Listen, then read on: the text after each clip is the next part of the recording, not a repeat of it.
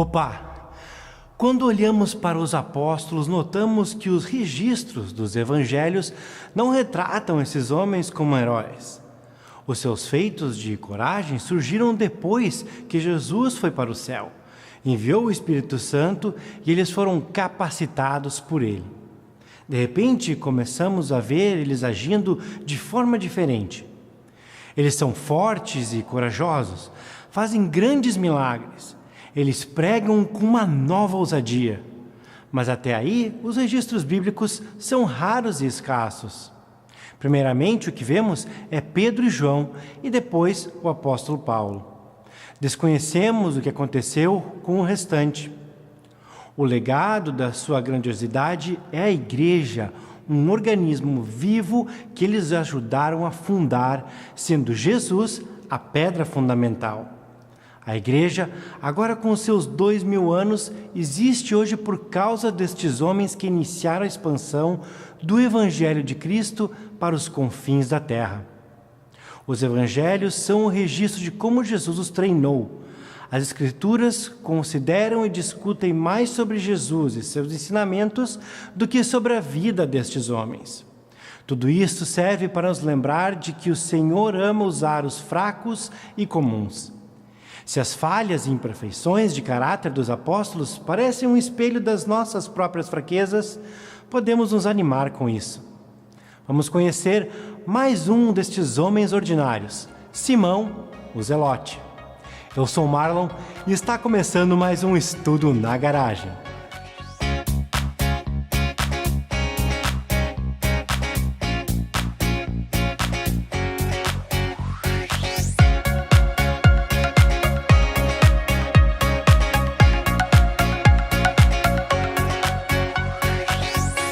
Seguindo a lista de Lucas 16,15, o próximo nome é Simão, chamado Zelote. Em Mateus 10,4 e Marcos 3,18, ele é chamado Simão o Cananita. Essa não é uma referência à terra de Canaã ou à vila de Caná, onde Jesus transformou água em vinho. Cananita vem da raiz grega Canã, que significa ser zeloso. Simão aparentemente foi membro de um partido político conhecido como os Zelotes. O fato dele ter ficado com esse título durante a sua vida pode também sugerir que ele tinha um temperamento inflamável e entusiasmado. Mas esse termo, nos dias de Jesus, significava uma facção política fora da lei, bem conhecida e temida amplamente. E Simão havia aparentemente sido um membro desta facção. O historiador Joséfos descreve basicamente 4 grupos entre os judeus daquele tempo. Os fariseus eram melindrosos com a lei. Eles eram os fundamentalistas religiosos da época. Os saduceus eram os liberais religiosos. Eles negavam o sobrenatural. Eram também ricos, nobres e poderosos. Eles é que estavam responsáveis pelo templo. Os essenos não são mencionados em nenhum lugar das Escrituras, mas ambos Joséfos e Filo os descrevem como místicos e celibatários que viviam no deserto e dedicavam suas vidas ao estudo da lei. O quarto grupo, os Zelotes, era o grupo de maior inclinação política fora os herodianos. Os Zelotes odiavam os romanos e a sua meta era derrubar a ocupação romana. Eles utilizavam terrorismo e atos de violência clandestinos. Os zelotes eram extremistas em todos os sentidos. Assim como os fariseus, eles interpretavam a lei literalmente. Mas diferente dos fariseus, que estavam dispostos a articular por razões políticas, os zelotes eram militantes, fora da lei e violentos. Eles acreditavam que apenas Deus podia governar sobre os judeus. Sendo assim, eles acreditavam que estavam fazendo o trabalho de Deus assassinando soldados romanos, líderes políticos e qualquer um que se opusesse às suas ideologias. Os zelotes estavam esperando alguém que os liderasse na derrubada dos romanos e restaurasse o reino a Israel com as glórias do reino de Salomão. Eram patriotas exaltados, prontos para morrer em um instante pelo que acreditavam. Joséfos escreveu o seguinte em seu livro História dos Hebreus, livro 18, capítulo 2, sobre as 4 seitas que haviam entre os judeus. O texto é um pouco confuso, mas em seguida eu já comento.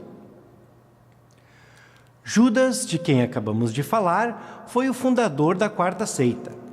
Está em tudo de acordo com a dos fariseus, exceto que aqueles que fazem profissão para adotá-la afirmam que há um só Deus, ao qual se deve reconhecer como Senhor e Rei. Eles têm um amor tão ardente pela liberdade que não há tormento que não sofram ou que não deixem sofrer as pessoas mais caras antes de atribuir a quem quer que seja o nome do Senhor e Mestre. A esse respeito, não me delongarei mais, porque é coisa conhecida de tantas pessoas que, em vez de temer que não se preste fé ao que digo, tenho somente o receio de não poder expressar até que ponto vai a sua incrível paciência e o seu desprezo pela dor. Mas essa incrível firmeza aumentou ainda pela maneira ultrajosa como Genésio Floro, governador da Judéia, tratou a nossa nação e a levou, por fim, a se revoltar contra os romanos. A revolta que Joséfos descreve no tempo de Gécio Floro ocorreu no 6 depois de Cristo, quando um grupo de zelotes promoveu uma rebelião violenta contra o censo de impostos romanos. O líder e fundador dos zelotes, também mencionado por Joséfos, era Judas o Galileu, que aparece em Atos 5:37. Os zelotes estavam convencidos de que pagar tributo para um rei pagão era um ato de traição contra Deus. Essa visão ganhou ampla aceitação entre as pessoas que já estavam sobrecarregadas com os impostos romanos. Judas, o Galileu, aproveitou a oportunidade, organizou forças e provocou violentos assassinatos, saques e destruição. Do seu quartel-general, na região da Galileia, Judas e seus seguidores fizeram sua campanha em estilo de guerrilha e atos terroristas contra os romanos. Logo, porém, os romanos esmagaram a rebelião, mataram Judas da Galileia e crucificaram seu filho. A facção dos zelotes simplesmente ficou clandestina, às ocultas. Seus atos de terror se tornaram seletivos e mais reservados. Eles formaram um pequeno grupo de assassinos secretos chamado Sacari, homens punhal, por causa do mortal e curvado punhal que carregavam escondidos na dobra dos mantos. Eles iam de forma sorrateira por trás dos soldados e políticos romanos e os apunhalavam pelas costas entre as costelas, esperando perfurar o coração. Assim como descrito na citação de Joséfos, sua disposição para sofrer qualquer tipo de morte ou suportar qualquer tipo de dor, incluindo a tortura dos próprios parentes, era bem conhecida. Os romanos podiam torturar e matá-los, mas não conseguiam esfriar os seus ânimos. Muitos historiadores acreditam que, quando Roma saqueou Jerusalém, sob o comando de Tito Vespasiano, em 70 d.C., aquele terrível holocausto foi largamente acelerado pelos zelotes. Os romanos haviam cercado a cidade e cortado a entrada de mantimentos. Os zelotes, então, começaram a matar judeus que queriam negociar com Roma para terminar o cerco. Eles não permitiam que ninguém se rendesse para salvar suas próprias vidas. Quando Tito percebeu o desespero da situação, ele destruiu a cidade, massacrando milhares de habitantes e levando os tesouros do templo. Com isso, o ódio cego dos zelotes por Roma e qualquer romano acabou por fim provocando a destruição da sua própria cidade. O espírito daquele movimento era insano, autodestrutivo e puro fanatismo. E Simão era um deles. É interessante notar que quando Mateus e Marcos listam os 12, eles colocam Simão logo à frente de Judas Iscariotes. É provável que ambos tenham originalmente seguido a Cristo pelos mesmos motivos políticos. Mas em algum lugar do percurso, Simão se tornou genuinamente fiel e foi transformado. Judas Iscariotes nunca veio realmente a acreditar.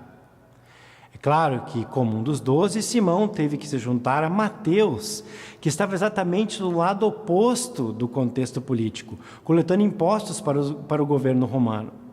Em algum ponto da sua vida, Simão teria provavelmente matado Mateus com satisfação, mas no final eles se tornaram irmãos espirituais trabalhando lado a lado pela mesma causa: espalhar o Evangelho e adorar o mesmo Senhor.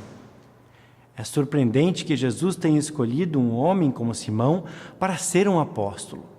Mas ele era um homem de lealdade ardente, de uma paixão surpreendente, coragem e zelo. Simão deve ter acreditado na verdade e professado Cristo como seu Senhor.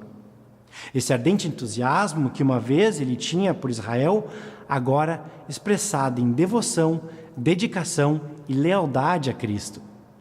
Diversas fontes históricas relatam que depois da destruição de Jerusalém, Simão levou o evangelho para o norte e pregou nas Ilhas Britânicas. Simão acabou desaparecendo dos relatos bíblicos. Não existem fontes confiáveis do que realmente aconteceu com ele, mas muitos registros afirmam que ele foi morto por pregar o evangelho. Esse homem, que um dia tinha o desejo de matar e ser morto pela sua causa política, achou uma causa mais produtiva pela qual deu a sua vida, proclamando a salvação dos pecadores em todas as nações, línguas e tribos. Chegamos ao final de mais um episódio. Vale lembrar que a Bíblia é a única revelação divina e ela diz que só Jesus é o Salvador. Até o próximo episódio.